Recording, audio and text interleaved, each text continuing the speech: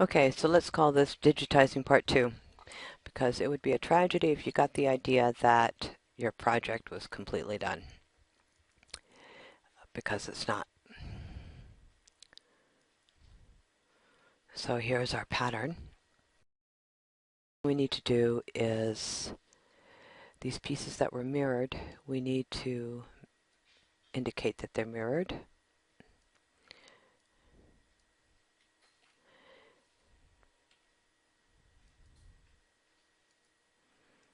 This one I'm going to unfold and keep.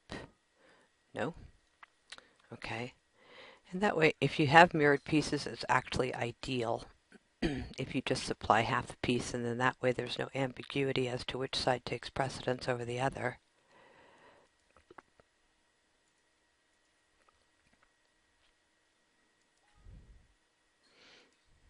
Okay, that's a mirrored piece, that's a mirrored piece. These collars are also mirrored pieces, and I don't know exactly what's going on with those, but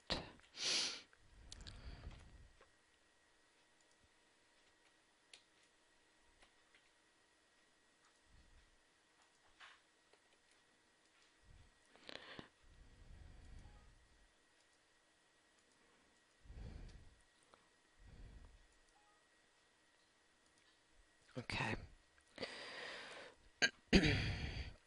So these pieces are just ones that have been put into the system, but this pattern is by no means ready to go as it is. It needs some corrections, and then in addition to the runtime of the video that you saw, there was 5 minutes of preparation beforehand, and that included creating a file, um, finding the pattern pieces, organizing them, putting them up on the board, stuff like that. Anyway, at this stage right here, after the pattern has been digitized, what you need to do is, before you can actually work with this file, the best thing to do is to remove whatever seam allowances are on there. Okay? And so I'm going to take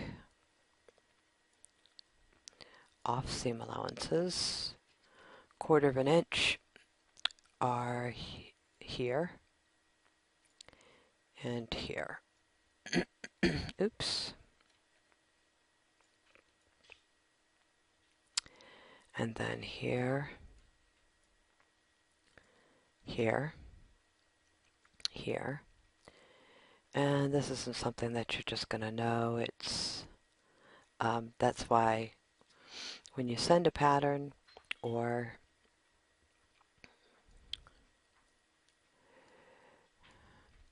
you're sending a pattern, you need to mark what those allowances are so the service provider can remove them. This right here is a hem.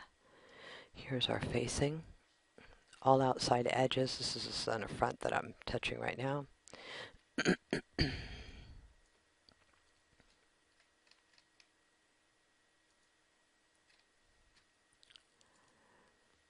Okay.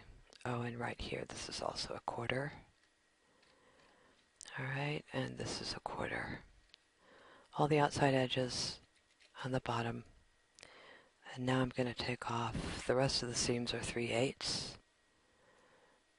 So right there. Right there. And I do see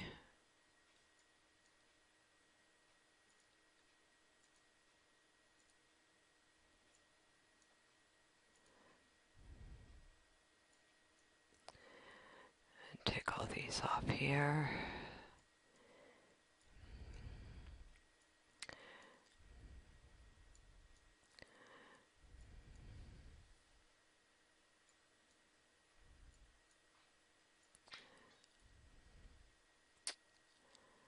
Let's see now over here. Actually, I probably shouldn't have mirrored this piece yet.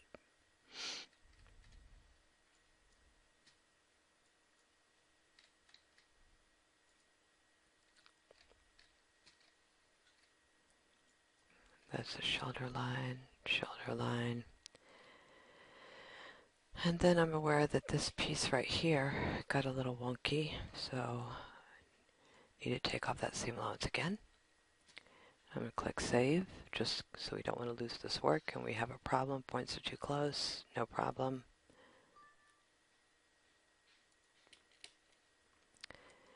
And so now I'm going to remove the seam allowance on all pieces.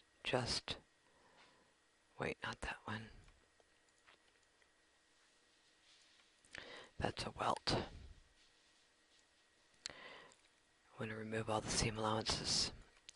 And then the next step would be to redraw all the grain lines, because when I'm digitizing, I just put them in.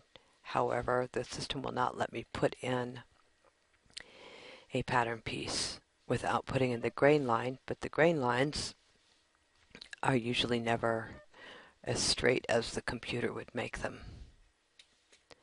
So I recreate all those grain lines.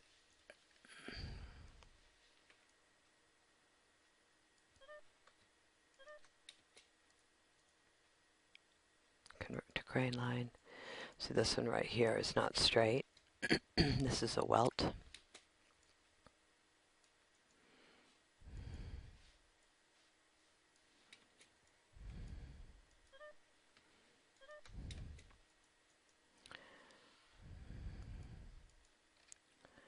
And then you can also see right here, the other part of the digitizing process is that you can see pieces, even though you might have drawn them out as carefully as you can, they're still not 100% squared up. So you can see that right there, and you can see right over here, and you can see right here. These aren't straight. So if you haven't indicated to the person who's doing your product development that they should correct these points for you, then it's not going to get done, because this is not part of the job of digitizing. This is editing patterns. What I actually prefer is if somebody has patterns that are perfectly symmetrical, either they're perfect circles of one size or another, or perfect rectangles. I actually prefer that they give me the dimensions, and then I can recreate them, except we'll do it once and for all, and in the system they're perfect. So anyway, the rest of this, before we go anywhere, we've got how many pieces here? We've got 1, 2, 3, 4, 5, 6, 7, 8, 9, 10 pattern pieces. And I believe the total digitizing time for this was on the order of, well, once I was fiddling around and all of that kind of. Well, I wonder if am I coming through right now? $20 per pattern piece. What you see in front of you would be $200 worth of work. And I'm sorry, $200 for half an hour's work, it seems a little excessive to me. So there you go.